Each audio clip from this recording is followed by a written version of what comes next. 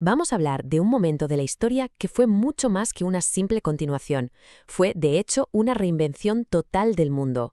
La segunda revolución industrial es, en muchos sentidos, el momento en que se forjaron los cimientos de nuestra vida moderna. Así que vamos a ver qué pasó exactamente. Para entender el salto que supuso, lo primero es mirar la energía. A ver, la primera revolución industrial funcionaba con vapor y carbón. ¿Qué significaba eso? Pues que las fábricas tenían que estar, sí o sí, al lado de las minas o de los ríos. Estaban atadas.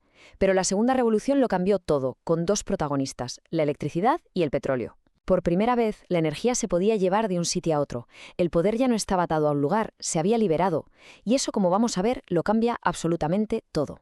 Y claro, con nueva energía llegaron nuevos protagonistas al tablero de juego. Si Gran Bretaña fue la cuna indiscutible de la primera fase, ahora el foco se movía. Potencias como Alemania, Estados Unidos y un Japón que despertaba a marchas forzadas tomaban la delantera. Y lo hacían adoptando estas nuevas tecnologías a una velocidad de vértigo. El primer gran efecto dominó de esta nueva era se centró, lógicamente, en la energía. En concreto, en la electricidad. Cambió de una forma radical no solo cómo se producía, sino dónde se producía. Y esto provocó una auténtica revolución logística y, sobre todo, urbana. Y aquí está la clave de todo, el punto crucial. La electricidad permitió lo que podríamos llamar el gran desacople. Por fin, se podía separar la fábrica de la fuente de energía. Ya no había que construir al lado de la mina de carbón. Las fábricas ahora podían instalarse en el corazón de las ciudades, mucho más cerca de la mano de obra y, por supuesto, de los mercados. Pero ojo que esto no se quedó solo en la industria, ni mucho menos. La electricidad lo invadió todo y transformó la vida en las ciudades. No solo movía las máquinas de las fábricas, también era la energía de los nuevos tranvías. Iluminaba las calles y las casas, dejando atrás al viejo gas, y dio el pistoletazo de salida a una oleada de pequeños electrodomésticos que iban a cambiar para siempre la vida en los hogares. Y mientras la electricidad estaba revolucionando las ciudades, había otro jugador preparándose para saltar al campo con una fuerza increíble: el petróleo. Hasta ese momento, su uso principal era para hacer queroseno para las lámparas, poco más. Pero de repente se convirtió en la materia prima para la nueva y potentísima industria química, para fabricar fertilizantes a gran escala y, sobre todo, para alimentar una invención que iba a definir el siglo XX, el automóvil. Bien, ya tenemos nuevas energías, nuevas industrias, pero ¿qué pasaba dentro de las fábricas? Porque ahí dentro se estaba cociendo otra revolución, una que iba a cambiar no solo la producción, sino la propia concepción del trabajo. La eficiencia se convirtió en una obsesión.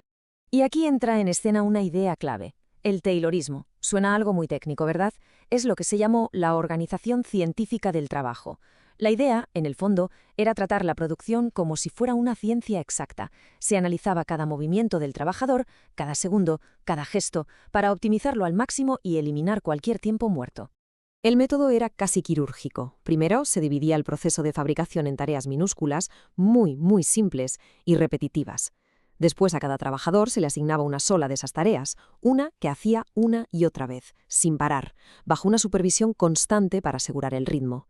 Así, de esta idea nació la cadena de montaje, la espina dorsal de la producción en serie.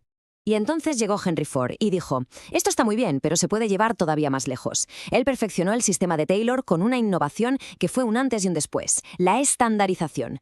Todas y cada una de las piezas de su famosísimo Ford T eran idénticas, intercambiables. Esto permitió un ensamblaje rapidísimo y a una escala masiva, llevando la producción en serie a un nivel que nadie había imaginado.